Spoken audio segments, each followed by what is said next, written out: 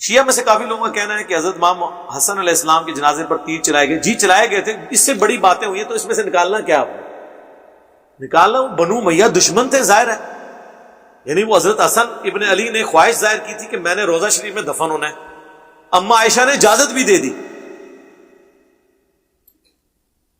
سیدہ عائشہ نے اجازت دے دی تھی, لیکن بنو امیہ چونکہ حکمران تھی, مروان بن حکم مدینے کا گورنر تھا حضرت معاویہ کی طرف سے, انہوں نے کہا یہ تو حسن کو اگر یہاں پہ دفنایا گیا تو یہ تو پھر بنو ہاشم کو پرائورٹی مل جائے گی اس حوالے سے.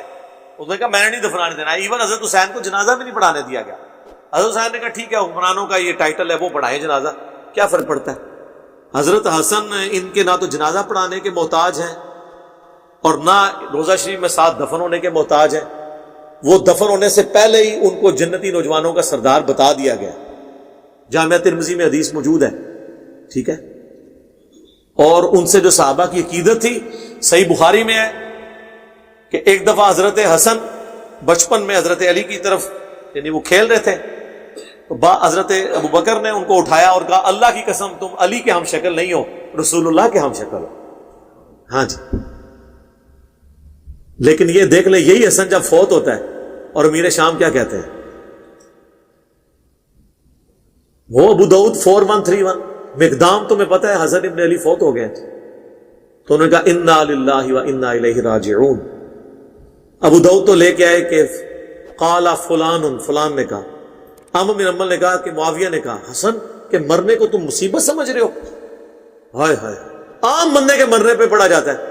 انہوں نے کہا کہ معاویہ تیری اس بات نے مجھے انتہائی تکلیف دی ہے, میں اس وقت تک یہاں سے نہیں اٹھوں گا جب تک کہ میں تجھے ایسی باتیں نہ سناؤں جسے سن کے تجھے غصہ آئے, اور اگر میں جھوٹ بولوں تو کہہ دینا میں جھوٹا ہوں, اور اگر میں سچ کہہ رہا ہوں تو میری تصدیق کر دینا.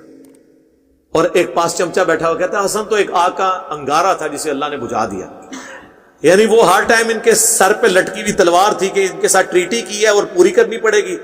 حسن فوت ہو گیا, انہوں نے اپنی مرضی کری اور کی تھی بھی اپنی مرضی.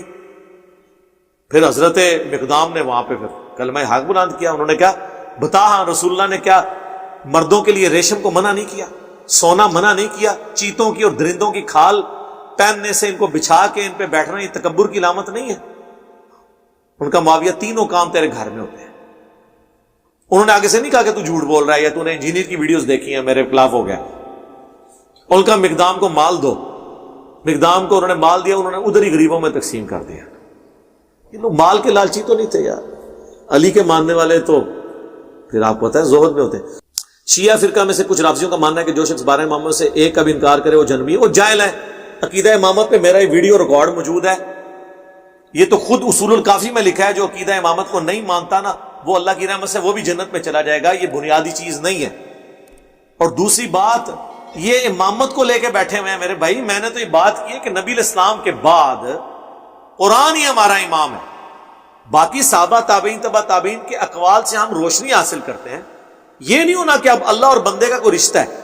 نہج البلاغہ سے میں نے مولا علی کا خطبہ نہیں پیش کیا رسول اللہ کی میت پر کہ اے رسول اللہ آپ کی وفات عام انسانوں کی وفات نہیں ہے, آپ کی وفات سے اب ہمیشہ کے لیے آسمان کا زمین سے رشتہ وہی کا منقطع ہو گیا, تو سب کچھ ختم. یہ تو بہت بڑا ایک جرم ہے عقیدہ امامت اگر کوئی یہ مانتا ہے کہ رسول اللہ کے بعد کسی کے اوپر وہی آتی ہے, اللہ اسے ڈائریکٹ گائیڈ کرتا ہے. تو دین کی تو عمارت ہی گر گئی. آپ پھر قادیانیوں کو کہاں سے روئیں گے بیٹھ کے؟ پہلے تو یہ کام کریں. یہ تو اسلام کی جڑ کاٹنے والا عقیدہ ہے. اور دوسرا اس میں انہوں نے کہا کہ اگر آپ نے ہمیں منع نہ کیا ہوتا ہم اپنے آنسو بہا کے یہاں پر جو ہے وہ ہم نوحہ اور آہو بغا کرتے. تو یہ ماتم بھی سارا انہوں نے ختم کر دیا. شیخ عبدالرؤف بن حلیمہ جنات کو حاضر کر کے قرآن کی آیت تلاوت کرتے ہیں, دعوت دیتے ہیں. اگر وہ جن مسلمان نہ ہو تو انہیں قتل کر دیتے ہیں. میرے بھائی نہ ہم نے قتل ہوتے ہوئے دیکھے, نہ ہماری یہ ڈومین ہے. کرن دو تو اڑھ کے لہندے نے انسان مارے تو میں نے رابطہ کرنا. نادے علی کی کیا حقیقت ہے؟ شرک کیا ہے جی.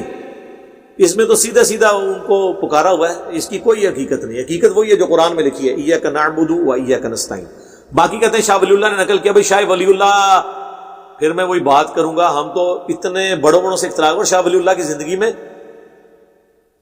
شکر کریں میری زمانہ بریلویت کی ویڈیوز موجود نہیں ہے، ورنہ لوگوں نے کہا تھے علی بھائی بھی نعت علی پڑھتے رہنا ہے.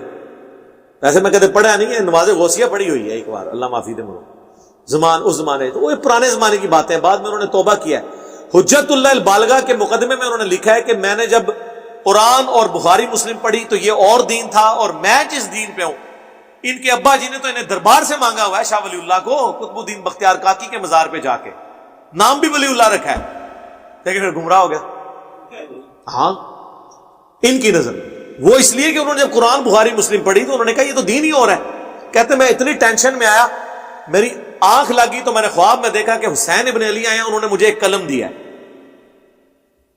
شکر ہے کہ اٹھنے کے بعد وہ قلم ان کے سرانے نہیں سی پیا ہوا، یہ اگر جوڑ لانا نا، وہ خواب میں ہی تھا. وہ کہتے ہیں یہ مجھے اشارہ ملا کہ انہوں نے کہا کہ جس طرح حق کے لیے میں نے اکیلے نے آواز بلند کی ہے نا، تو بھی اپنے قلم کے ذریعے آواز بلند کر.